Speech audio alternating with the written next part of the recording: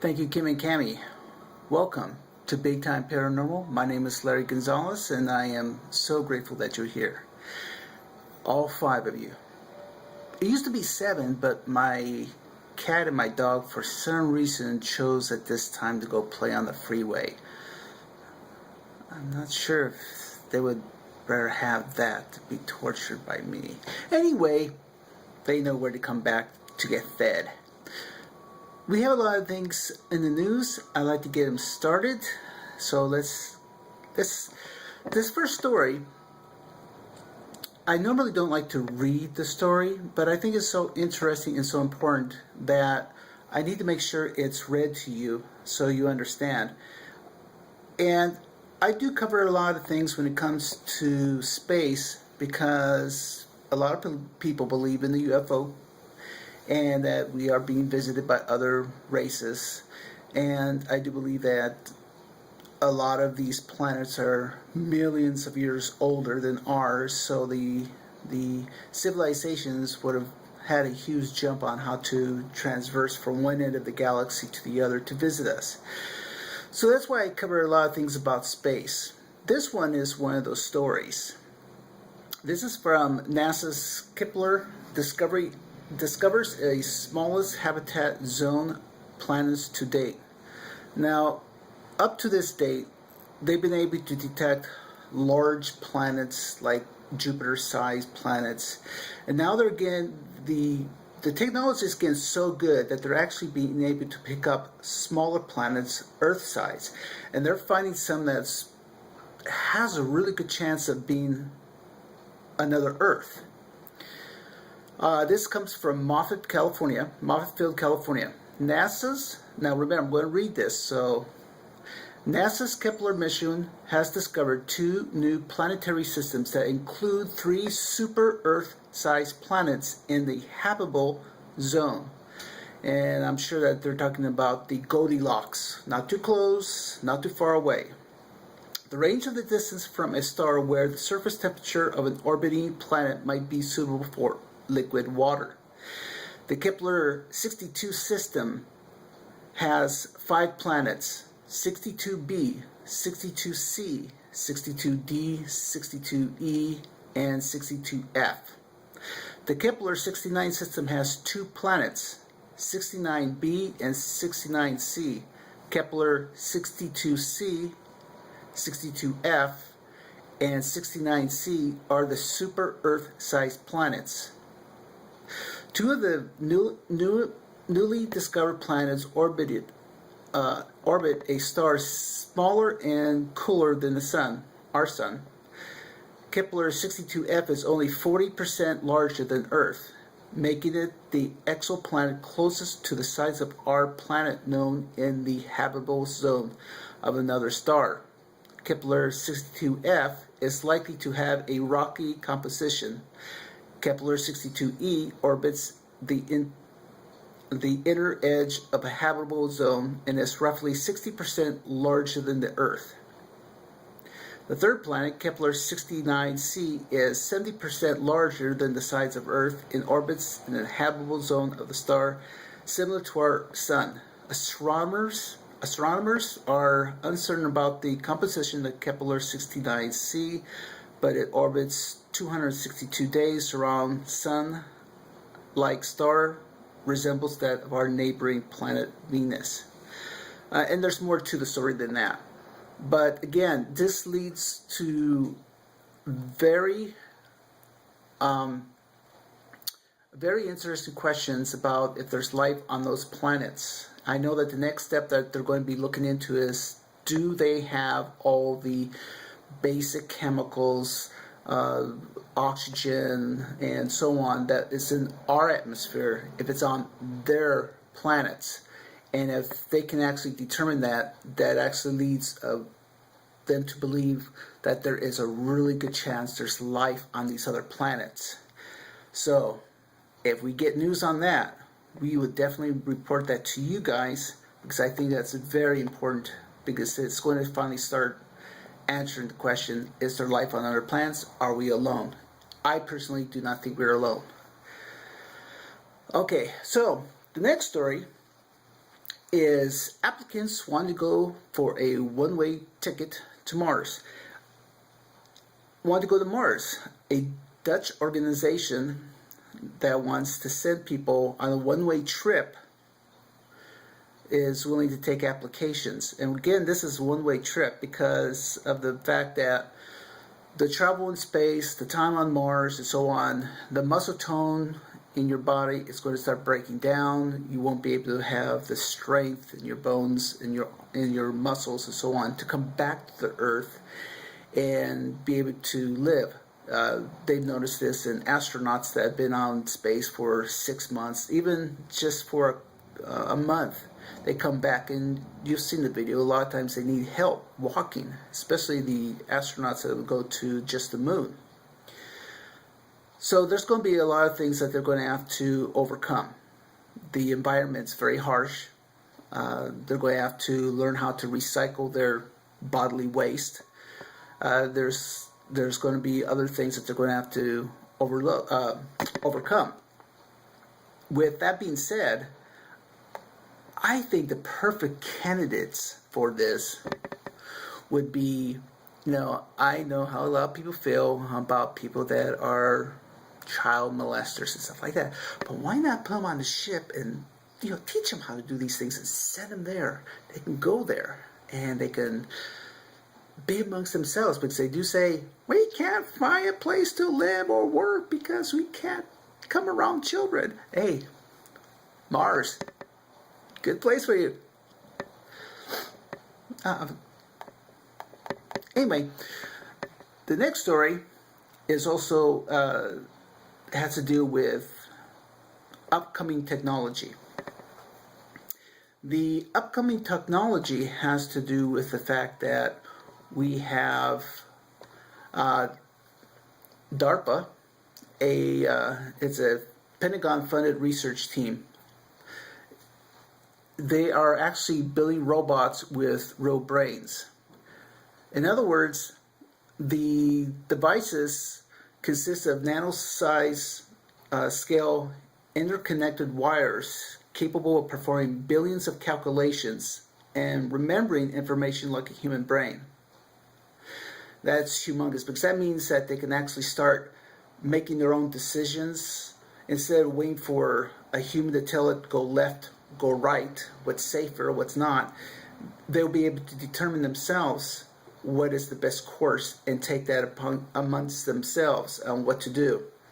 And again, can you imagine a robot going to Mars and saying, oh, should I fall off the cliff or should I turn right? Well, obviously he's going to turn right. So that's going to be huge. Of course, you can imagine people are going to go, Terminator! So. Now, the other story is also about technology, which actually can also lead to this past story I just gave you. And I will have something to say about this at the end of this. Can two minds be linked together? Scientists have developed a mind control mechanism allowing a human to control a rat with thought alone. In other words, they were able to hook up the human mind with a rat's brain. It was able to make the tail wag and stuff like that. And I don't know why they're spending all that money on that. Anyone that's been married knows that the wife can tell the husband what to do and he will do it. Otherwise, there's repercussions. So, who needs technology to be able to control? Just saying. Anyway, next story. Touch your significant over the internet. Now, I saw this. Well, I heard this story on the Bob and Tom's show, and if you listen to the Bob and Tom show, you know how they like to have fun, and so I'll make sure to keep this clean. Apparently, a company, the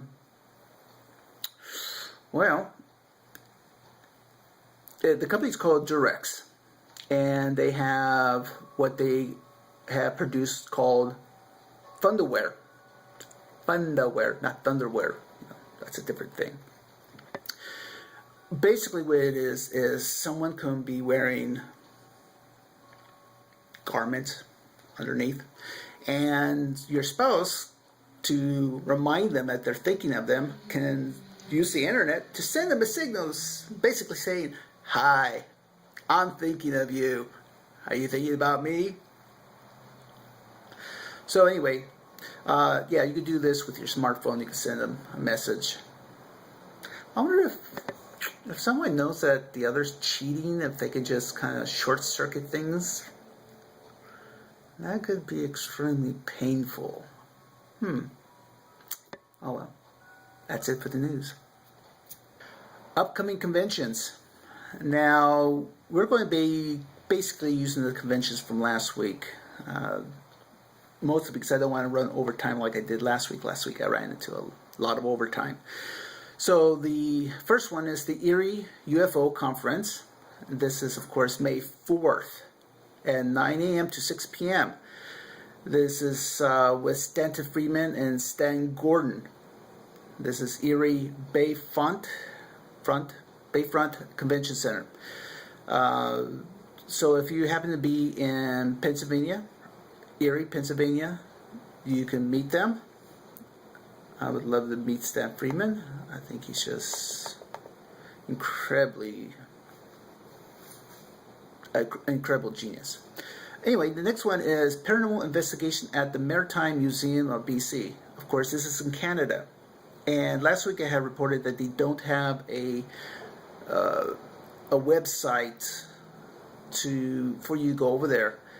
Now remember, they have a phone number, which is area code 250-385-4222, and you can call and book through the Maritime Museum, and they want you to do it 30 days ahead of time, so this way they have plenty of time. They have other ones as well that you can go through there. This is it's about $55 plus tax. They want no more than 30 people through the museum for the investigations. I would suggest that you go and find out if you want to go at another time or whatever. They have other ones as well, but remember, you need at least 30 days advance notice to give them. The next one is the Old Stone Fort, and this is, of course, in New York, June 22nd. And more information, just go gloryhuntedhounds.com and get more information on that. Next one is the Dixie Ghostland Paracon, July 27th and 28th at the Hotel Atkin and Carriage House in Atkin, South Carolina, $45 per person, and you have the website down there to take a look at it. And like I said, keeping it short this week. That's the end of the conventions. This week we're going to take a look at a TV show that I got a chance to watch this past Wednesday, and it's the new show on the Sci-Fi Channel called Deep South Paranormal. Is it my cup of tea? No. I'll give you a few reasons why. There's not really a lot original about this show. It's like a lot of the other paranormal shows. There's a haunting, a group is invited to come in, they collect evidence, and then they present it to the client. The people that are in the show they're interesting people. It's an interesting perspective that they bring as far as how they handle situations. But it feels forced. I don't feel like they're comfortable on one hand. One of them challenges to be touched, and I just don't believe it when he actually is touched. There's some other things. I'm not saying they're not a good paranormal team or anything like that. Then maybe it will get better as time goes by. I just didn't find it to be all that entertaining. But I will allow it to try to mature on its own Just like if you watch the first season of Ghost Hunters, it's a completely different show than it is today. So I will go ahead and give it some time to see what happens with it and see if it can mature and become a little bit better. But I'm not a big fan of it. So I did watch it, and I will keep watching it to see if it grows on me. So that's my pick for the week. Is well, it's not really a pick. It's just something I had to watch and show it to you guys or talk to you guys about. Yeah, Deep South Paranormal Sci-Fi Wednesday nights. Now my shout out for this week. I usually, like I said before, I have teams and stuff like that. There's a gentleman that does a lot of really good research, and I borrow his stuff for Big Time Paranormal. But his stuff is really good. He does really good work. His name is Lou Mastrano. That's Mastriano. Look for him on Facebook. His stuff is really, really good when it comes to paranormal stuff. I do learn a lot from his stuff, and I'm sure glad he's out there. And whenever I find good stuff like his, I always like to share it. And that's my shout out for the week. On a more serious note, this past week we saw the terrible bombings at the Boston Marathon. We at Worldwide Paranormal Network and Big Time Paranormal send our condolences to the victims and the families of that terrible incident. We are saddened to live in a world where people do horrible things to others, especially the innocent. If you've seen any of the video or any of the photographs, it's just a horrible thing. And I know that there's a lot of people that want to believe that our government had something to do with it. And I refuse to believe anything like that was orchestrated by our government or they knew about it. But I'm really sorry that this happened to them. Also, I want to express our condolences to the families down in Texas, where the large explosion took out a manure factory, and a lot of the homes that were nearby were completely destroyed, and a lot of emergency workers were killed. And so our condolences to the families, to all those people. So with that being said, don't forget that to watch Worldwide Paranormal Network every Tuesday night at 6:30 p.m. Pacific Standard Time on Ustream. Spread the word. Let everybody know that this is a great show and it's growing. And as time goes by, you'll be surprised on how much better things are going to get. Just look at me. My first episode, boy, was I rough. And thank goodness for my wife and my daughter who helped smooth me out, and I'm still learning a lot of things. Thank you, Kim and Cami, for giving me the opportunity to be here. And also, don't forget to look for me on Big Time Paranormal on Facebook. I'm constantly updating it. I do the best I can to bring you the latest news in the paranormal field, ufology, cryptozoology, metaphysics, if I could get the word out, cutting edge technology, space, what's ever out there. And maybe I could also bring a smile to your face. So until next week, remember, today is your day. Go out and make it happen. Back to you, Kim and Cami.